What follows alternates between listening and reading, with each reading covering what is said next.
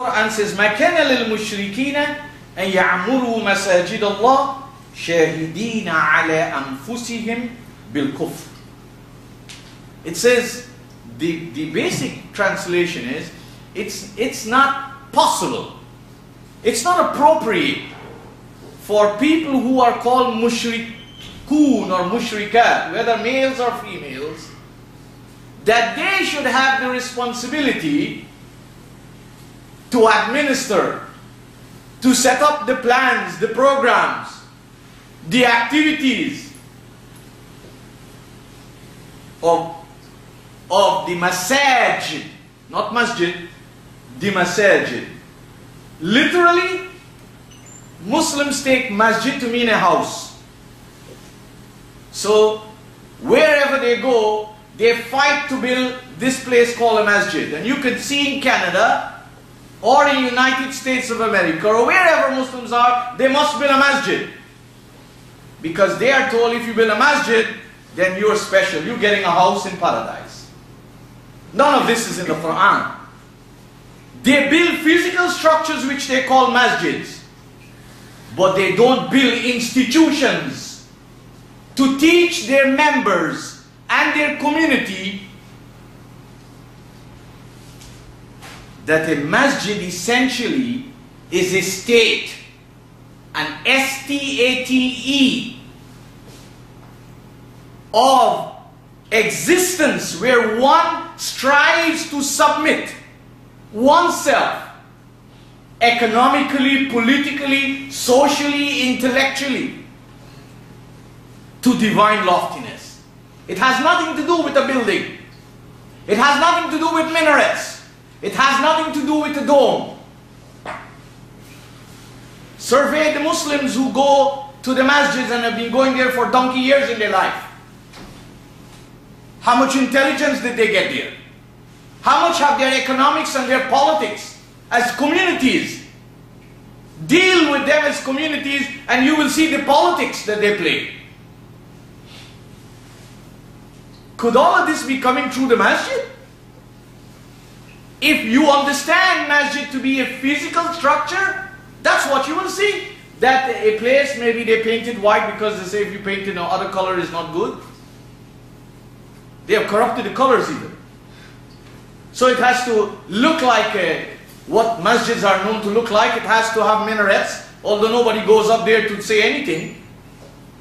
This is an abuse of intelligence and human resources. But what? The average person who goes to the masjid doesn't go with his brains. He goes with his tradition.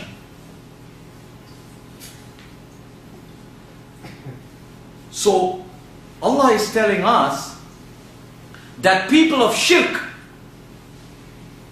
should not take on the role of projecting the whole vision of submission to Allah. Because you'll be projecting two opposing concepts or systems. A masjid is not a place.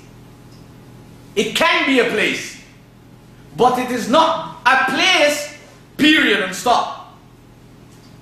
A masjid can be a place providing it teaches only Allah's values above everything else. It is not a place of ethnicity. It is not a place that should favor a particular people from a particular country or a particular culture or a particular practice. It should not be anything like that. It should be an environment that if you take a child there, if you take a teenager there, if you take a young adult there, if you take an elder there, what they hear there arouse their sense and their intelligence. It doesn't allow them to remain in the darkness that they have been brought up in or they are growing in. That's the difference of a masjid. Because in a masjid, there is no talk of anybody else.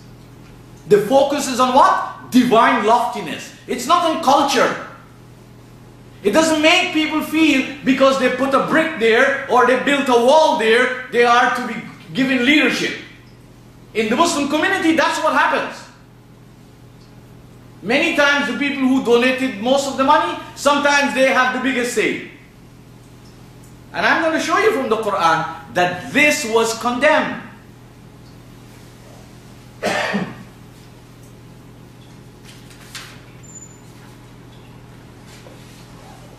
People, it's easy to gravitate to physical rituals. It's very easy to do physical things and think you don't have to change the mind.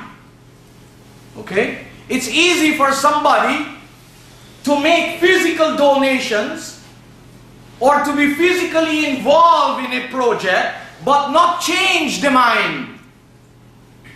Allah wants us to change the mind first. He doesn't want us to just push our hands in our pockets and give donations, but mentally we are stuck with the same paganism. Because it comes out sooner or later. Divine guidance is to change the mind, to change the values, to change the vision, to change the perception.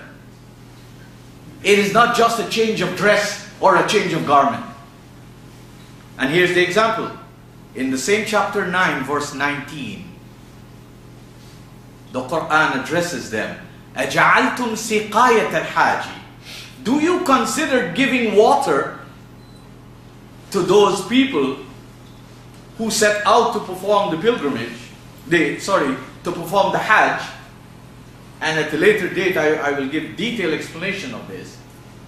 Do you consider the people who engage themselves to provide water to the visitors, وَعِمَارَةَ الْمَسْجِدِ الْحَرَامِ, and those who have taken on the role and the responsibility to upkeep the environment where only submission to Allah's loftiness is enshrined? Do you consider these two kinds of people equal like those who are steadfast in establishing Iman with Allah? And Iman does not in any way mean belief. This is a cheap translation and brings no responsibility on people.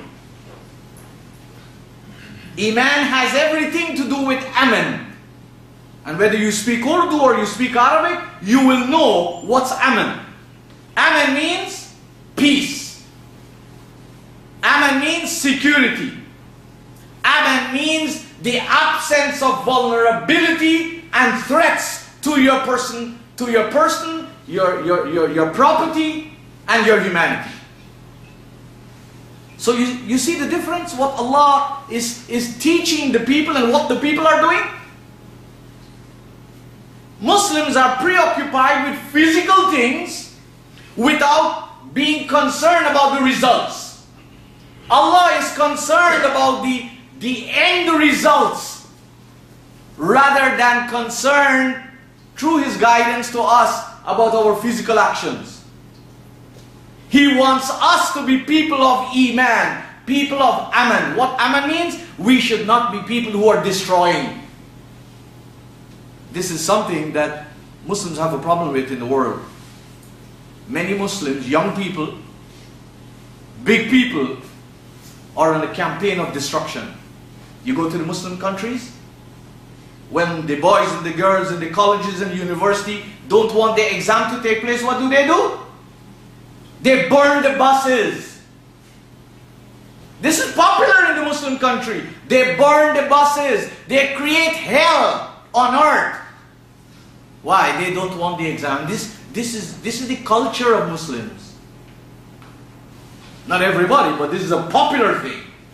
The mob philosophy, to go on the roads and not protest with decency, but to protest with violence, to destroy.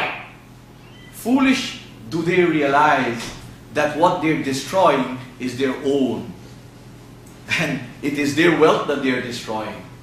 But they're hardly leaders among the Muslims.